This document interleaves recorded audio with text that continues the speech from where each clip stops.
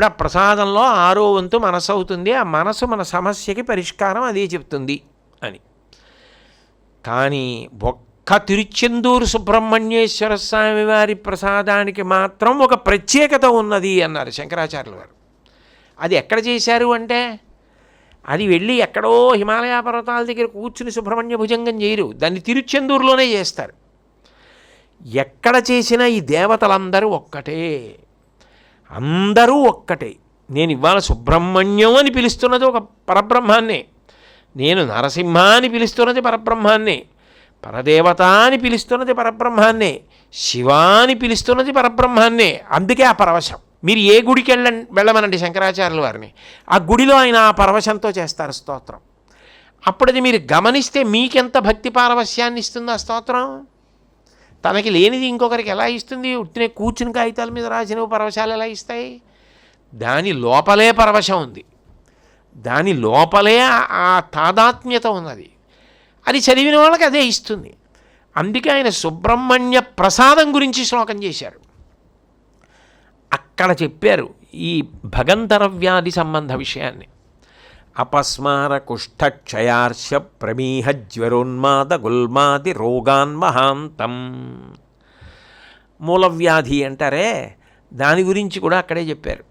చెప్పి పిశాచాశ్చ సర్వే భవత్పత్రభూతి, ఒక్క తిరుచెందూరులోనే పన్నీర్ రాకని ఆ ఆకులో సుబ్రహ్మణ్యేశ్వర స్వామి వారి యొక్క విభూతి వేసిస్తారు. అబ్బాయి నువ్వు ఈ క్షేత్రంలో ప్రసాదం నోట్లో వేసుకోక్కర్లేదో, దాని వంక ఓసారి చూస్తే చాలు అన్నారు. దాని నోట్లో వేసుకోక్కర్లేదు, పెట్టుకోక్కర్లేదు, నీకు ఆ నమ్మకం ఉండి చక్కగా నోట్లో వేసుకుంటే పెట్టుకుంటే గొప్పే, చూస్తే చాలాయా అనుగ్రహం ఇచ్చేస్తుంది. విలోక్యక్షణ స్తారకారే ద్రవంతే. విలోక్య చూస్తే చాలు, ఎంతసేపు? క్షణ, ఒక క్షణం ఆకులో ఉన్న ప్రసాదం వంకి ఇలా చూస్తే చాలట. విలోక్యక్షణ స్తారకారే ద్రవంతే. ఏమి వాంగ్మయం అది, ఎంత అద్భుతం అసలు. అందుకే ఒక స్తోత్రం ఇంకొక స్తోత్రంలా ఉండదు. ఏ స్తోత్రానికి ఆ స్తోత్రమే ప్రత్యేకతని సంతరించుకుంటుంది. మీరు ఒక్క స్తోత్రం పట్టుకున్నారనుకోండి, అది మీ యందు భక్తిని పరిపూర్ణమయ్యేటట్టుగా చేస్తుంది, బాగా నిలబెడుతుంది. నిలబెట్టిన తర్వాత భక్తి ఏం చేస్తుంది? భగవంతుడు నేను, ఆయన గొప్పవాడు, నేను తక్కువ, ఆయన్ని సేవిస్తున్నాను, నాకు ఈ కామ్యం అని. కానీ అంతేనా? ఇంకా అంతకన్నా ఇంకేమైనా ఉందా అంటే ఉంది. మనమే చెప్తున్నాంగా మంత్రపుష్పంలో, నాణ్య పంధాయనాయ విద్యతే.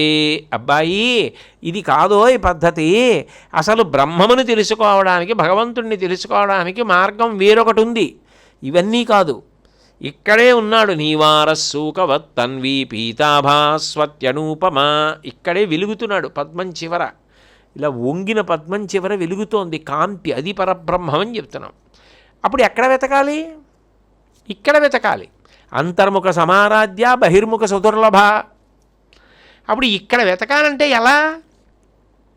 ఆ ప్రశ్న వస్తే ఎలా వెళ్ళాలో, ఏవి అలవాటు చేసుకోవాలో, ఏవి పరిశీలించాలో, వేటిని సాధనలోకి తెచ్చుకోవాలో, ఇవన్నీ జిజ్ఞాసువుల కోసం ప్రకరణ గ్రంథాలు ఇచ్చారు. అవే ఆయన చెప్పిన వేదాంత డిండిమం, వివేక చూడామణి, ఆత్మానాత్మ ప్రబోధం, ఇవన్నీ కూడా ఆత్మవిలాసం, ఇవన్నీ అందులోకి వస్తాయి. చిట్ట చివరి స్థితికి ఇంకా ఎదిగిపోయాడు అనుకోండి, బ్రహ్మమును అనుభవించే స్థితికి వెళ్ళిన తర్వాత ఇంకా ఆ స్థితిలో భాష్య గ్రంథాలు ఇచ్చారు. గీతాభాష్యం, బ్రహ్మసూత్ర భాష్యం, ఉపనిషత్ భాష్యం. అట్లాగని ఏ మార్గాన్ని వదిలిపెట్టలేదు. భక్తి మార్గం, కర్మ మార్గం, జ్ఞాన మార్గం, మూడింటినీ ప్రోత్సహించారు. ఎవరిని పూర్తిగా తప్పనలేదు. ఎక్కడ ఏ చిన్న మంచి ఉన్నా ఆదరించారు. అన్నిటిలో మంచిని నిలబెట్టారు. అందరినీ తనతో కలుపుకున్నారు, అందరినీ తనతో పాటు తీసుకెళ్ళారు. అంటే అది ఎంత గొప్ప విషయం. ఆయన వరకు అది పూర్తి అయిపోకుండా తాను పీఠములు పెట్టినప్పుడు పీఠానికి రావలసిన పీఠాధిపతికి ఉండవలసిన లక్షణాలు చెప్పారు. ఇలాంటి వాడే కూర్చోవాలి, మళ్ళీ నేను కూర్చున్న పీఠం మీద, అన్నీ శంకర పీఠాలు కదా మరి, అన్నీ నా పీఠం మీద కూర్చోవాలంటే శుచిర్జితేంద్రియో వేద వేదాంగాది విశారద యోగజ్ఞ సర్వశాస్త్రాణమస్మదా స్థానమాప్నుయాత్ ఉక్తలక్షణ సంపన్నస్యాచేన్మత్పీఠభాగ్ భవేత్.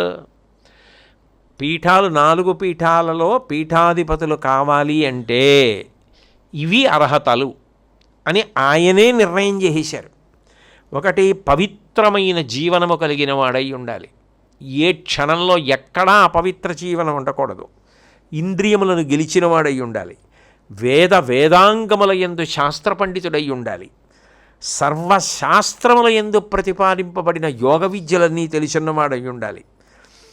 ఆయా పీఠాలను అధివసించినప్పుడు శంకరనామం అన్వయం అవుతోంది. కాబట్టి ఇలాంటి వాడు ఒకడిని తయారు చేసుకోవడం సాధ్యమా? ఏ గురువు అయినా తయారు చేయడం తేలిక. అందుకే శంకర పీఠాల్లో ఒక విషయం చెప్తారు. పీఠాధిపతిగా తాను పీఠ సంరక్షణం చేస్తూ ధర్మప్రచారం చేస్తూ దేశంలో ధర్మాన్ని నిలబెట్టడం ఎంత గొప్పో ఉత్తర పీఠాధిపతిని నిర్ణయించడం అంత గొప్ప. ఎందుకని? తయారు చేయడం ఎలా సాధ్యమండి? లక్షణాలు ఉండద్దా? ఎంత నేర్పితే మాత్రం జితేంద్రియుడు అంటే అది ఎవరు నేర్పుతారు? ఆ ఇంద్రియ జయం ఎలా వస్తుంది? కారణజన్ముడై ఉండాలి. లేకపోతే ఎవరైనా ఇంద్రియములకు పడిపోవలసిందే. అంటే కారణజన్ముడైన వాణ్ణి వెతికి పట్టుకోగలగాలి. సరి అయిన ఉత్తర పీఠాధిపతిని పట్టుకోగలిగాను అని ఆనందపడిపోతారు. అభినవ విద్యాతీర్థ మహాస్వామి వారు శృంగేరి పీఠానికి భారతీ తీర్థ మహాస్వామి వారిని పీఠాధిపత్యం ఇచ్చిన తర్వాత గణపతి వాక్యార్థ సభలను జరుగుతుంటాయి సంవత్సరానికి ఒకసారి శృంగేరిలో. అందులో భారతీ తీర్థస్వామి వారు మాట్లాడిన తీరు చూసి పరమానందంతో అభినవ విద్యాతీర్థ మహాస్వామి వారు బయటికి వచ్చి, వచ్చిన వేదాంత పండితులందరికన్నా మా స్వామివారే బాగా మాట్లాడారు. మా స్వామివారి కాలంలో శృంగేరి పీఠం బాగా వృద్ధిలోకి వస్తుందని పొంగిపోయారు. మంచి పీఠాధిపతిని కూర్చోబెట్టగలిగామన్నారు. అంటే ఉత్తర పీఠాధిపతిని పట్టుకోవడం అంత కష్టం. అటువంటి కారణజన్ముడు ఎక్కడో ఉంటాడు. ఆయన్ని తీసుకుని రాగలగాలి. అసలు మీరు ఆ కోణంలో పీఠాల చరిత్ర పరిశీలిస్తే ఎంత ఆశ్చర్యంగా ఉంటుందో, ఎన్ని చెప్పవలసి ఉంటుందో, ఎన్ని ఉదాహరణలు చెప్పవలసి ఉంటుందో. వాళ్ళకి అంటే ఒక పాత్రలో పాలు పోయడం ఎంత తేలిగ్గా ఉండాలో వాళ్ళు శారదా కటాక్షాన్ని అలా పొందిన వాళ్ళై ఉండాలి. అంతటి అర్హత సంపాదించిన వాళ్ళై ఉండాలి. అంటే ఇప్పటికీ అలాంటి వాళ్ళు వస్తున్నారంటే దాని అర్థం ఏమిటి? శంకర భగవత్పాదుల యొక్క సంకల్పం అంత గొప్పది. అంత గొప్ప సంకల్పం కాబట్టి ఇప్పటికీ అటువంటి మహాపురుషులు ప్రభవిస్తూనే ఉన్నారు, పీఠాధిపత్యానికి వస్తూనే ఉన్నారు. మనం ఎంత అదృష్టవంతులం ఈ దేశంలో. శంకరాచార్యుల వారి యొక్క ప్రకాశం ఇప్పటికీ అలా వెలుగుతూనే ఉంది. అసలు అటువంటి దార్శనికుడు, అటువంటి నియమాలు పెట్టినవారు, అటువంటి మహాపురుషులు పుట్టేటట్టుగా అనుగ్రహించగలిగిన వారు ఏమి భాగ్యం మంది, ఎంత భాగ్యం.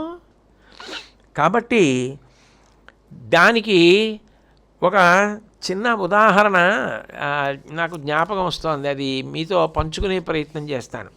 చంద్రశేఖర భారతీ స్వామి వారు శృంగేరి పీఠానికి పీఠాధిపత్యం వహించారు. చంద్రశేఖర భారతి అన్న పేరు కూడా నిజానికి ప్రస్తుత శృంగేరి పీఠాధిపతులు భారతీ తీర్థ మహాస్వామి వారికి చాలా ఇష్టం. అందుకే ఆయన ఉత్తరాధికారికి విధుశేఖర భారతి అని పెట్టారు. విధు అంటే చంద్రుడు, విధుశేఖర భారతి అంటే చంద్రశేఖర భారతి. అంటే అభినవ విద్యాతీర్థ మహాస్వామి వారికి గురువుగారు, పూర్వాచార్యులు, పరమగురువు గారు, మహావిరాగి, వివేక చూడామణికి అంత గొప్ప వ్యాఖ్యాన గ్రంథం చేశారు అని. ఆయన ఇప్పుడు శంకరాచార్యుల వారి వాంగ్మయంలో ఒక అక్షరం మనం మార్చలేమంటుండేవారు. శంకరులంటే అంత భక్తి ఆయనకి. అటువంటి చంద్రశేఖర భారతీ స్వామి వారు ఇంట్లో తెలుగు మాట్లాడడంలో ఆయనకి తెలుగు వచ్చు. ఆయన ఎక్కడికి వెళ్ళాల. ఆయన జీవితం, ఆయన గురించి చదువుకుంటుంటే ఆశ్చర్యం వేస్తుంది. ఆయన మూక పంచశతి అటువంటివి మనసులో ఆలోచించుకుంటూ ఎక్కడికో వెళ్ళిపోతుండేవారు. ఏదో పక్క సందులోకి వెళ్ళి ఏదో పని చేసుకురావాలనుకోండి, ఆయన బయటికి వెళ్ళగానే ఆ ఆలోచనలో ఎక్కడికో అలా నడిచి వెళ్ళిపోతుండేది అంతే శరీరం. ఆయన ఎక్కడికో వెళ్ళిపోయాక ఆయన గుర్తొచ్చేది, నేను ఎందుకు వచ్చాను అని. శృంగేరి కాలభైరవుడు గుడి ముందు నించుని గుండెల మీద బాదుకుంటూ వైరాగ్యం మీద చెప్పారు స్తోత్రాలు. అంతటి మహావైరాగ్య సంపన్నుడు, అంతటి మహావిద్వాంసుడు, నడిచి వెళ్ళిన శివస్వరూపం. ఇటు కంచిలో చంద్రశేఖరేంద్ర సరస్వతి మహాస్వామి, అటు శృంగేరిలో చంద్రశేఖర భారతీ మహాస్వామి ఏకకాలమునందు ప్రకాశించే రెండు గొప్ప దివ్యలు. అటువంటి చంద్రశేఖర భారతీ స్వామి పూర్వాశ్రమంలో బ్రహ్మచారిగా ఉన్నప్పుడు ఇంట్లో తెలుగు మాట్లాడుతుంటే వింటుండేవారు. సంస్కృతం అనర్గళం అలా చదువుకున్నారు.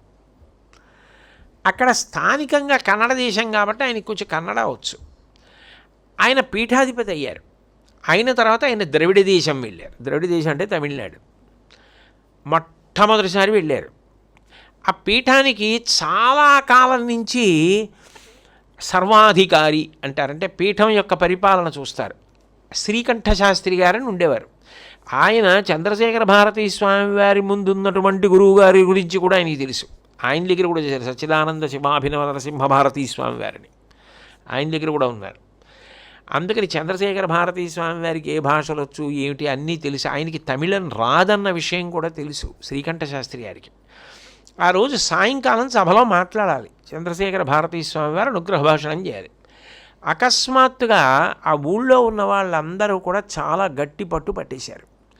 మా ఊరు వచ్చి కన్నడంలో మాట్లాడితే, సంస్కృతంలో మాట్లాడితే కాదు, తమిళంలో మాట్లాడాలి ఇక్కడ అంటే శ్రీకంఠ శాస్త్రి గారు చెప్పారు. అసలు ఆయన పుట్టి బుద్ధిరిగి ఎప్పుడు తమిళంలో మాట్లాడలేదు, ఆయనకి తమిళం తెలియదు, ఆయన తమిళంలో ఎలా మాట్లాడతారు అని.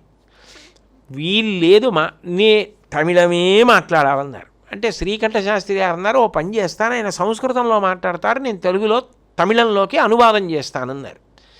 మాకు అలా కుదరదు, ఆయన నోటి వెంటే తమిళ ప్రసంగం కావాలన్నారు. ఇదేమిటి అర్థం లేదు, ఈ పిడివాదం ఏమిటని ఆయన లోపలికి వెళ్ళారు చాలా చిన్నబోయినటువంటి ముఖంతో.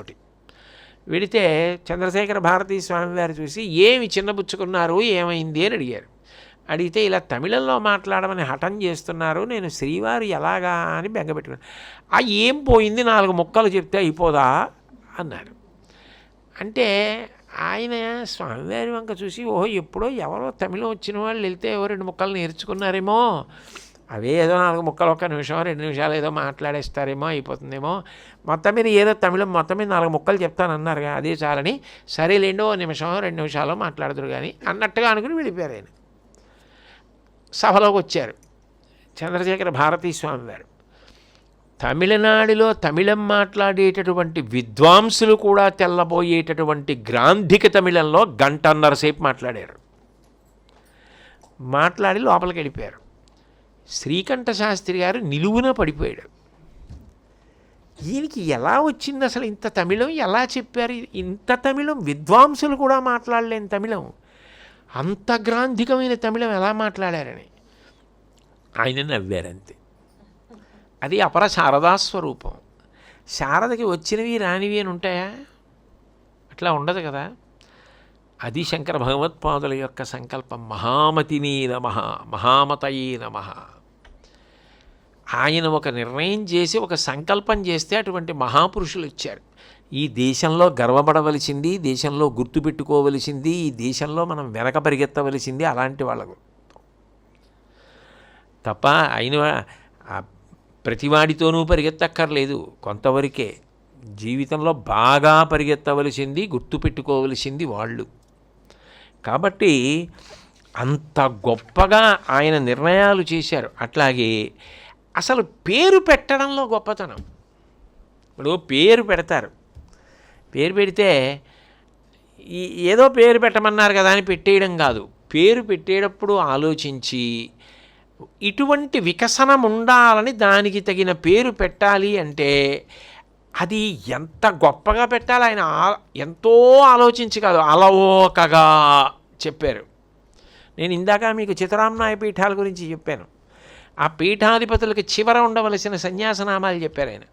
ఆ నామాలు ఆయన ఎందుకు చెప్పారో తెలుసా? తీర్థ అని ఉందనుకోండి, దాని అర్థం ఏమిటంటే తీర్థముల యందు గొప్ప తీర్థం ఇది అంటే త్రివేణీ సంగమం. అంటే గంగా యమున సరస్వతి 3 కలుస్తాయి కాబట్టి త్రివేణీ సంగమం. అటువంటి త్రివేణీ సంగమ తీర్థం ఎలా ఉంటుందో అట్లా తత్వమసి మహావాక్యమును విచారణ చేసి తానైపోయిన మహాపురుషులు. తత్తత్వము అసి, గంగా యమున సరస్వతి తత్వమసి, మూడు కలిపి ఒకటైపోయినవారు. అంత గొప్ప స్థితిని పొందినటువంటి వారికి తీర్థ, ఆశ్రమ అంటే మోక్షము కొరకు మోహమును విడిచిపెట్టి అజ్ఞానాన్ని వదిలిపెట్టి నేను జ్ఞానమును పొందాలనేటటువంటి తీవ్రమైన ఇచ్ఛతో సాధించినటువంటి వ్యక్తి అని గుర్తు. ఆశ్రమ. వన అంటే ఆశాపాశములన్నీ విడిచిపెట్టేసి నాకు అరణ్యం ఒకటే వినం భువనం అంటారే మూకశంకరులు, అలా నాకు అరణ్యం ఒకటే భవనం ఒకటే అని వనమునందు ఉండి ప్రశాంతత పొందగలిగినటువంటి వారు. అరణ్య అంటే విశ్వమనే అరణ్యమును విడిచిపెట్టేసి ప్రశాంతత అన్న చోట ఎప్పుడూ అనుభవిస్తూ ఆత్మని అనుభవించగలిగిన వారు. గిరి అంటే కొండ. అచంచల బుద్ధిమంతుడు, పర్వతాన్ని ఎలా కదపలేమో అటువంటి బుద్ధి కలిగినటువంటి వారు. నిత్య భగవద్గీత పారాయణ తత్పరుడై ఉండాలి నియమం. పర్వత పరిపక్వ జ్ఞానంతో ఎప్పుడు పర్వత సానువుల యందు నివసించి ఉండేటటువంటి వ్యక్తి. సాగర గంభీరంగా సముద్రం ఎలా ఉంటుందో జ్ఞాన సముద్రమై అంత గంభీరంగా ఉండగలిగినటువంటి వాడు. జ్ఞానరత్నమును తన యందు దాచుకున్నవాడు, శాస్త్ర మర్యాద దాటనివాడు అని గుర్తు. సాగర అంటే సరస్వతి వేదాంతములను అర్థముతో సహా పరిపూర్ణముగా ఎరిగి సరస్వతీ కటాక్షంతో కవిత్వం కూడా చేయగలిగినవాడు, ప్రబోధం చేయగలిగినవాడు. సరస్వతి. భారతి అన్ని భారములు వదిలేసినవాడు, విద్యాభారమును పొందినవాడు అంటే అంత విద్యావంతుడు. పురి అంటే జ్ఞాన పరిపూర్ణుడై సదా పరబ్రహ్మమన్న పురి యందు ఉండేటటువంటి వాడు. అందుకని ఈ 10 పేర్లు నిర్ణయం చేశారు ఆయన.